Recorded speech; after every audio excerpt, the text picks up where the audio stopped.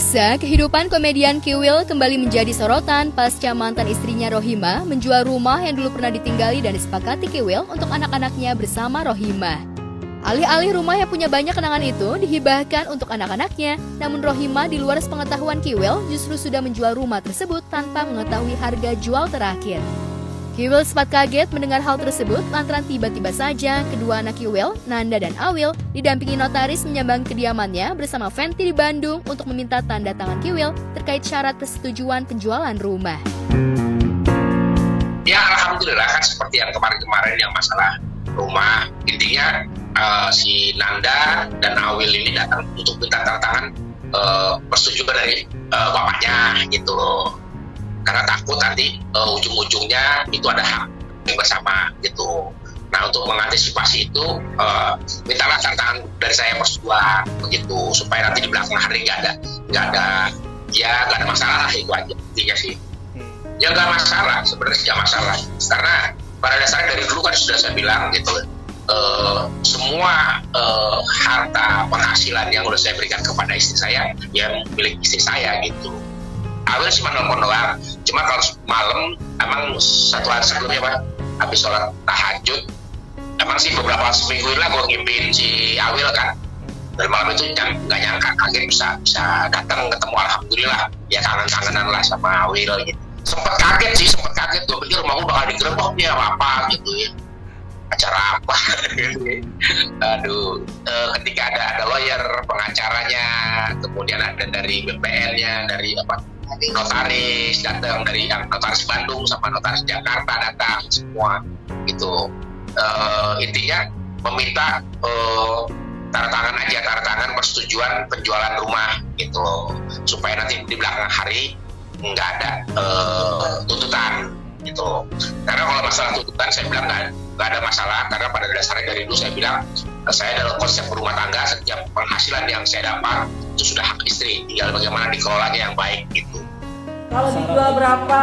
Kisaran. Pokoknya pasaran sekiraan saya bisa beli rumah lagi, utang saya lunas, mau sekolahan, mau ke teman-teman, utang saya lunas, terus bisa buat nanti buat usaha, udah gitu aja cukup buat saya. Saya bisa berjalan dengan sisa uang yang memang saya tidak harus ngutang-ngutang lagi sama orang. Memang sebelumnya diketahui pasca bercerai dengan Kiwil, demi menyambung hidup, mantan istri Kiwil, Rohimah, berkeinginan untuk menjual rumah.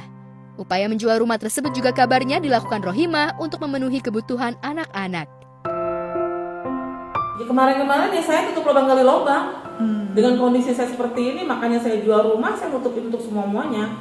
Dan saya jual rumah, saya harus bisa beli rumah, saya harus bisa ngelunasin semua utang-utang saya, utang-utang sekolah, apapun itu saya lunasin semua. Saya punya usaha, udah itu aja. Udah alhamdulillah, tinggal nunggu PBB turun langsung pelunasan. Semalam dari pembicaraan dari anak saya udah laku, tinggal jual belinya aja, tinggal tanda tangan saya aja dong kok. Jadi kalau misalnya Kiwil udah tanda tangan, berarti udah sah dijual gitu. Sebenarnya nggak perlu dikasih tahu karena gue udah perjanjian sama anak-anak ya, bahwa sama si Rohimah juga, bahwa apapun yang udah gue berikan sama Rohimah itu jadi milik Rohimah dan anak-anak gitu. Jadi nggak kalaupun dijual ya, kalau tanda tangan kan hanya formalitas, tapi intinya itu udah diserahkan kepada Rohimah gitu.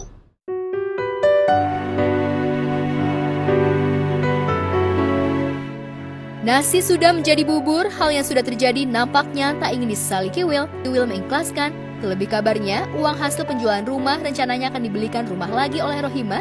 Selain itu, uang tersebut juga akan digunakan untuk kepentingan masa depan anak-anaknya dalam pendidikan dan kebutuhan sehari-hari.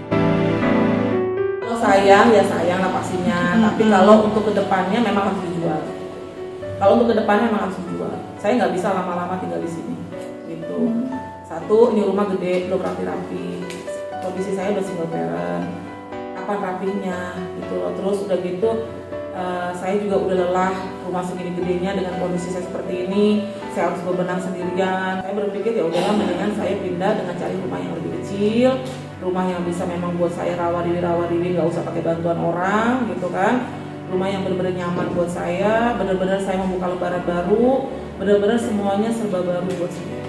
Ya intinya kalau memang untuk anak-anak, karena dasarnya Rohimah kan untuk anak-anak, ya udah kalau demi untuk anak-anak silakan aja, nggak masalah buat saya sih. Saya berharap sih Rohimah bijak lah dalam mengatasi keuangan mana untuk anak-anak gitu. Saya juga diserahkan sama anak saya yang paling besar, si Nanda, bisa berkomunikasi dengan ibunya, mengelola ya uang hasil penjualan rumah itu.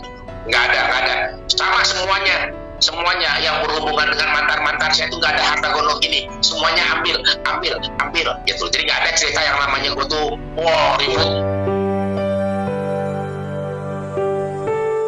Rohimah sendiri sejak belum lama bercerai usai 3 bulan menikah dengan pria Turki bernama Zeki cukup struggle dengan kehidupannya. Saat itu sambil berupaya menjual rumah, Rohimah juga menjajal berdagang dan menjual lontong sayur hingga ayam kremes.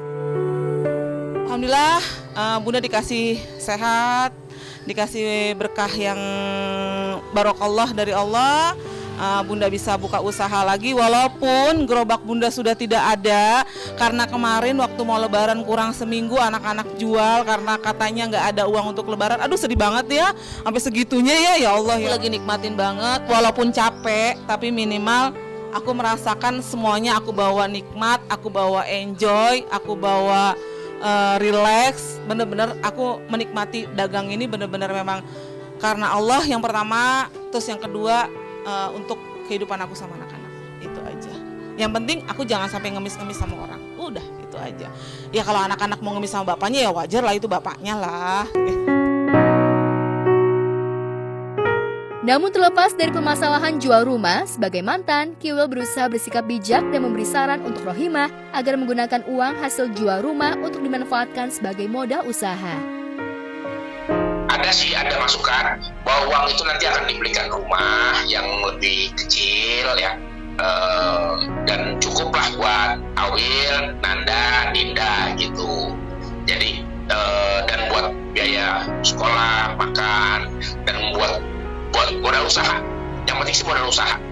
Terus lanjutin kuliah dan juga khususnya buat abang ya yang lagi mandiri untuk buka usaha.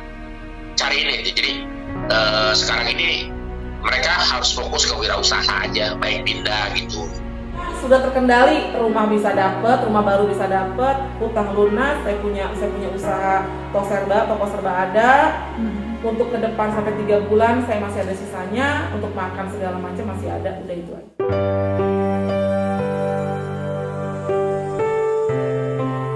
Di luar permasalahan yang terjadi, Kiwil tetap bersyukur lantaran semua anak-anaknya memiliki hubungan yang baik dengannya sekalipun beda ibu.